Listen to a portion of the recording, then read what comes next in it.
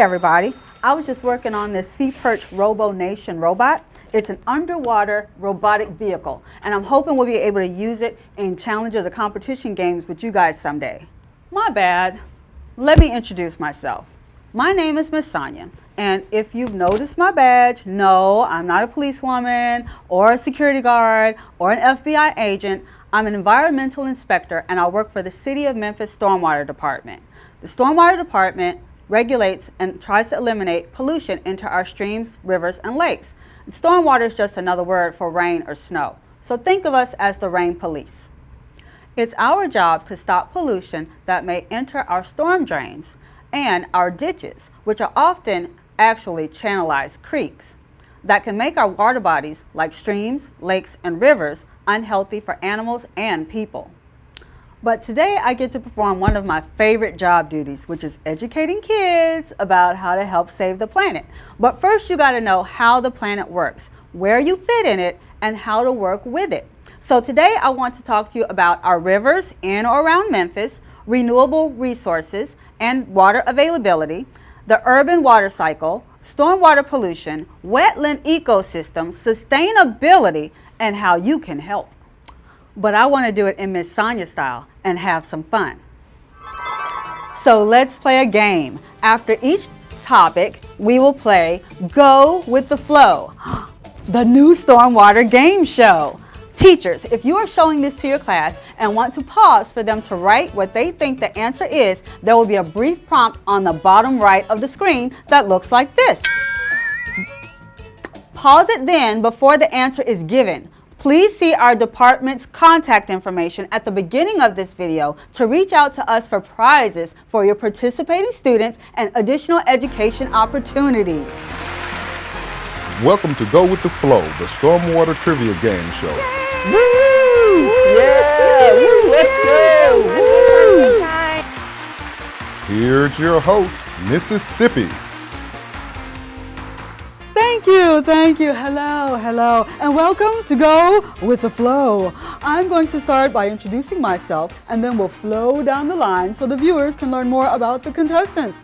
I am your host, Miss Mississippi River. I am the biggest river in the United States of America. My mother's name was Lake Itasca, but some people, which means Elk Lake, but most people call her Omushkowa. I am 2,320 miles long from Minnesota to the Gulf of Mexico. I drain stormwater from 31 states and 2 Canadian provinces. I'm used for navigation by animals and humans, as well as drinking and other water-related needs, like agricultural irrigation and industrial manufacturing. Now let's meet today's contestants.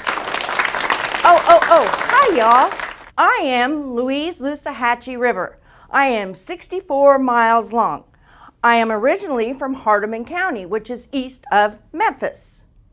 I am used primarily by humans as an agricultural irrigation source.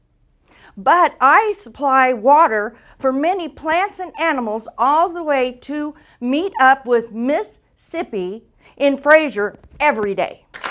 Okay, so yeah, I'm Westbrook Wolf River. I'm from the state of Mississippi. I was born from Baker's Pond in Holly Springs National Forest, like right out of the ground, man. I like traveling, you know, taking the scenic route for about 90 miles to Memphis. I supply water to whole ecosystems and to many cool animals. Man, even a few alligators. A lot of people like to ride on my back in canoes and kayaks. And I like cruising through Raleigh and Midtown, dude. Then I catch up with you, Mississippi. Downtown, somewhere above Mud Island. Way cool. Hey, I'm 99 Kind Creek. I'm a little over 29 miles long. I start out east near Collierville, but west through Hickory Hill, Whitehaven, and take a little rest at McKellar Lake too. Mississippi and I always meet downstream, and I'm not always as famous as Westbrook. I keep to myself, watering the ecosystem and stuff, polishing my mammoth tooth and tusk fossils, you know? Great! Let's go over the game rules. There will be 5 rounds, 1 round of questions after each infomercial. The question and answer choices will be displayed on the board and read aloud. Our game contestants will answer questions about each topic by rising up to the challenge. So here's round 1. Let's flow!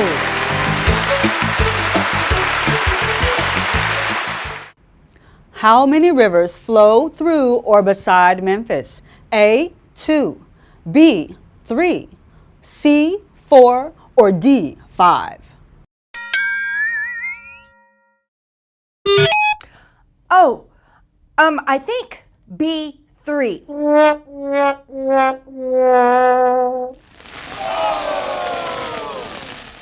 I could watch that all day long. Sorry, Louise. The answer is 4. Let's review the map. Mississippi River is 1, Loosahachie River is 2, Wolf River is 3, and Nonconnah Creek is 4. Let's move on. Which river drains stormwater from Canada to the Gulf of Mexico and was named after an elk? A, Loosahachie, B, Mississippi, C, Nonconnah, or D, Wolf?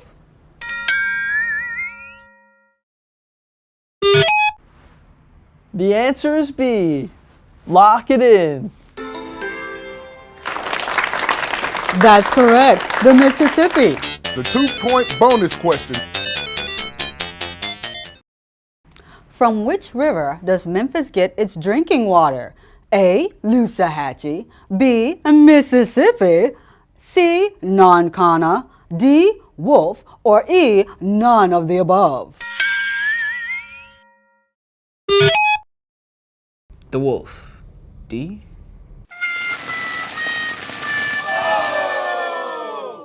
Oh, you should have seen your face. Oh, sorry, Nandi. The answer was E, none of the above. Memphis used to drink from the Wolf River, which was very unhealthy, but the Memphis Sands Aquifer was discovered in 1887 and is still some of the best water in the United States. Memphis has been drinking from it ever since. That concludes round 1. We'll be back after this refreshing infomercial. Please stay tuned. All of our water on the planet is repeatedly recycled through the Great Water Cycle. Water may be one of the most important renewable resources we have. A renewable resource is a resource which can be used repeatedly and replaced naturally. Examples of renewable energy resources include the sun as solar energy, turbine energy from wind, geothermal energy from internal heat from the earth, hydropower from water, and biomass energy from plant and animal material like woods or biofuels. But all living things on the planet, plants, animals, and humans, need water to live and stay healthy. And although when you look at Earth from space and see all of that water, not all of it is available for use by humans or even all animals or plants. Let's say this bowl of water represents all the water on our big, beautiful blue planet. 97% of the water on our Earth is in oceans. It's very salty, and we humans can't drink it. So that leaves roughly 3% of Earth's water as fresh water. Fresh water is used by humans and plants. Now, of that 3%, about 67% of that is frozen in glaciers, which we still can't use. So that leaves us with roughly 1% of Earth's fresh water in our rivers, lakes, and streams. That's called surface water.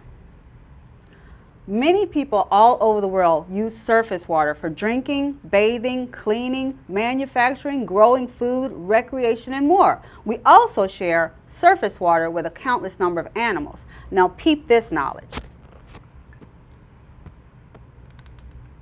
30% of that 1% is found underground and it's not accessible to everyone. That's why Memphis is so lucky to have access to the Memphis Sands Aquifer. An aquifer is an underground permeable layer of rock, gravel, or clay containing spaces that can hold water. Permeable is an adjective that describes materials that allow liquid or gas to pass through it. Even if everyone could access the Earth's groundwater, there are 195 countries in the world, so that's like all of us sharing this much water. That's why we can't take water for granted and risk polluting it. We see pollution in surface water resources, but groundwater can also be contaminated, so we have to be more careful.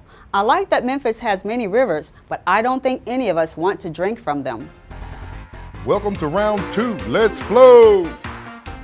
Which one is one of our most important renewable resources? A, oil, B, water, or C, diamonds? That's easy. B, water.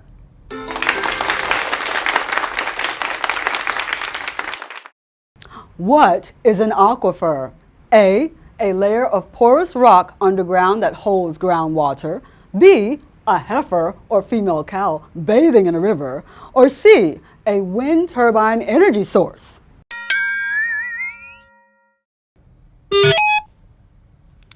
Well, let's see. If I use the process of elimination, I've never seen a cow bathe in a river. That's crazy. Aqua means water, wind is air, so I'm going with A. Good job, Nandi! An aquifer is a layer of porous rock underground that holds groundwater. The 2-point bonus question. Which is not a permeable material? A, sponge, B, the ground, or C, a street? It's totally a street. Lock that in. Correct! Awesome sauce! All right, that's the end of round 2. Join us again when we level up in round 3 after this short break, sponsored by the imaginary 3R Ocean Plastic Reduce, Recycle, Reduce Challenge Tour. Check out this weird but cool STEM version of the water cycle where we will learn more about groundwater. Let's pretend this is the sun and the process of evaporation is already happening, forming these clouds in the condensation process. And then the storm water falls from the clouds as the precipitation process. So in our model, bottle 1 at the top has the ground or grassy cover as our permeable surface, which allows rain or storm water to pass through or infiltrate into the ground. In bottle 2, the middle, is our groundwater. Groundwater can collect in an aquifer like you see here, or it can be an underground stream. Sometimes groundwater comes up to the surface as springs, which adds water to our rivers and lakes. The bottle at the bottom is just the base to hold up the whole model. This bottle is our groundwater flow, and this is our surface runoff flow. So let's rein in bottle 1 for a few seconds. Now watch as the water infiltrates through the grass cover and percolates to the soil and the rock layers into the aquifer. But we have no runoff yet, and we have no groundwater flow yet. The amount of stormwater infiltration and surface runoff depend on the duration or time, the intensity or force, and quantity of our rain, as well as the type of permeable surface. So as I pour more water in bottle number 1 over a longer period of time and increase the quantity of water, I've actually added more water than my surface can absorb. So my infiltration rate did not increase, but I have surface water runoff, as you can see here, and I have some groundwater flow. Now let's pretend the processes of evaporation and condensation have already happened. Now the stormwater or precipitation process will happen in this urban watershed STEM model. Okay, here we have our STEM model of the urban water cycle. I have covered the permeable ground with a hard impermeable surface. So in an urban water cycle, most stormwater cannot infiltrate into the ground like it would in a natural water cycle. Streets, sidewalks, buildings, parking lots, homes, and schools are impermeable surfaces. Very little, if anything, was added to the groundwater or aquifer, but impermeable surfaces heavily increase surface runoff. See how the water quickly rose? It's time for round 3. Let's go with the flow, starting with a 2-point bonus question. In the STEM urban water cycle model, what happens to stormwater in an urban water cycle? A, nothing. B, infiltration heavily decreases and surface runoff heavily increases. Or C, all of the water infiltrates to the aquifer. Oh, I like STEM. The answer is B. Yay. What is stormwater? A, water from a hurricane only. B, water originating from rain, snow, or ice melt. C, a renewable resource. Or D, both B and C. Rain, snow, and ice melt. Lock that in.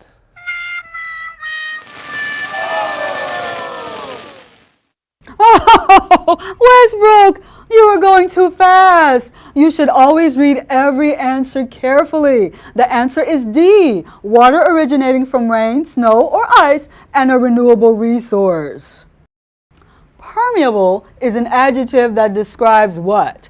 A, a material that liquids or gases can pass through. B, a surface that water cannot pass through. C, a table at a beauty shop where women get their hair permed and curled.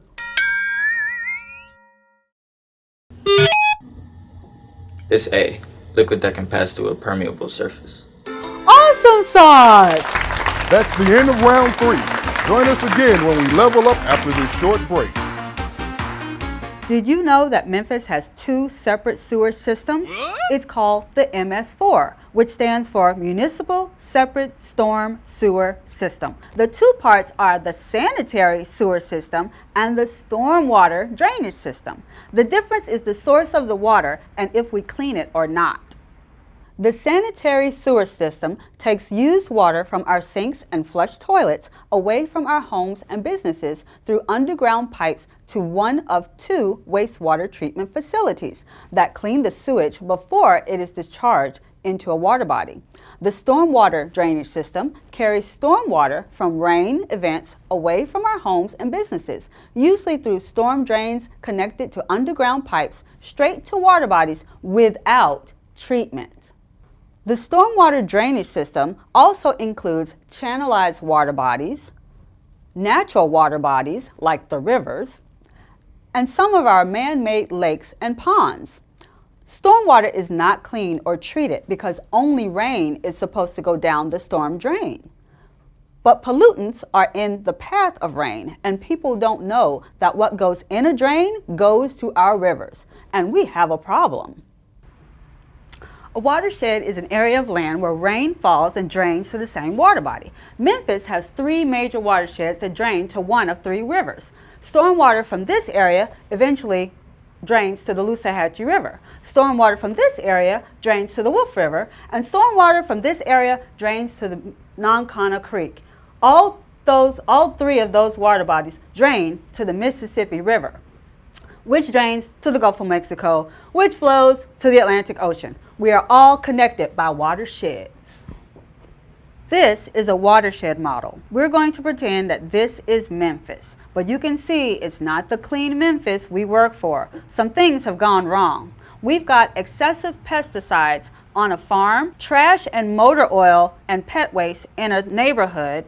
We've got trash and oil stains on a school parking lot, too much fertilizer on a golf course and neighboring yards. We have a large construction site with lots of dirt and a large hill where trees have been cut down with more loose dirt, litter thrown from cars on the roads, and we've got 2 rivers that run to a bigger river here at the bottom. We're going to pretend that this is the Wolf River and this is Nonconnah Creek and this is the Mississippi River. Now let's make it rain. Remember, animals and people need clean water to be healthy. Water bodies are important parts of any environment. They need to stay clean for all living things. So this is where you can help. First, don't pollute. Please throw your trash in a garbage can and not on the ground or out the window. Remind others to do the same. That's one of the easiest and quickest ways you can help to keep our waterways clean and healthy. Second, if you think you see something bad in a waterway or someone polluting, be proactive. Contact the Stormwater Department because you can see how polluted our rivers and lakes can become. Remember how the Mississippi River flows to the Atlantic Ocean? All of the major rivers of the world drain to the ocean, and there are great garbage patches of swirling plastic in the ocean. Plastics can stay in the environment for up to 1,000 years. It's a problem in a lot of ways. Animals can eat plastic, and animals can't always get plastic litter off of them if it gets stuck on them. Ever since I saw that video of the sea turtle with the straw stuck up his nose, I stopped using all plastic straws. Now I use reusable items like metal straws, which leads me to a third thing you can do to prevent pollution. Reduce, recycle, and reduce, especially plastics. Use reusable grocery bags or reusable water bottles. Try buying biodegradable spoons and forks if you're not at home. We have some reusable items we can send to you if you mail us your request. So this brings me to sustainability and freshwater ecosystems.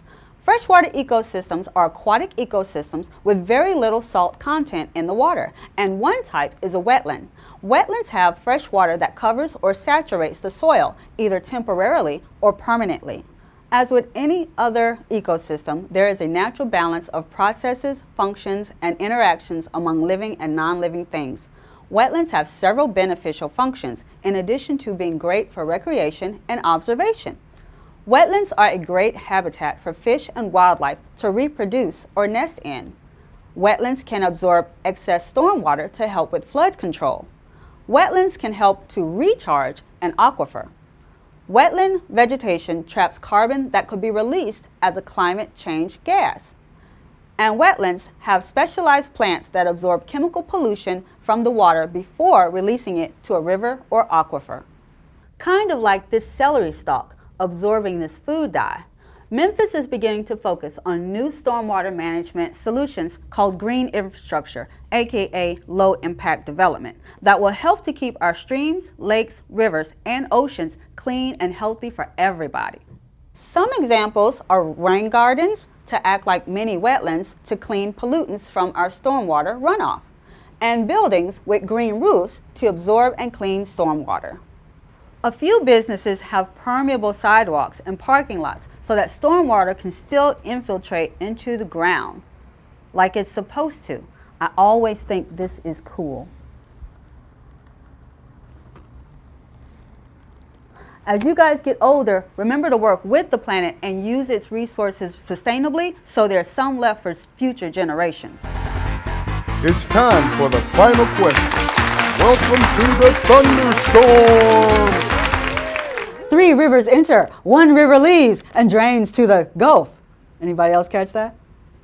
Westbrook and Nandi are tied at 3 points and Louise is waiting in at 2. The final question is a 2-point bonus question for the win. How will you help save the planet? A. Eating ice cream from vegetarian cows. B. Organizing your sock drawer. C. Being informed about environmental issues, making productive and fair sustainable choices for yourself and for everyone and everything on the planet.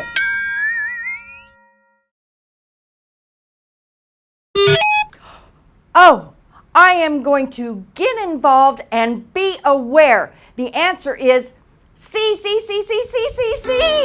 Louise Yes, Lusahatchee, yes. you're our new Go With The Flow champion of 2020. You just won a pollution-free vacation to the Atlantic Ocean. Thanks for watching, everyone. Don't forget to visit MemphisStormwater.com and learn more. Ask your teacher to contact me about the Stormwater Junior Water Warriors program just for middle school students. And remember, only rain down storms rain.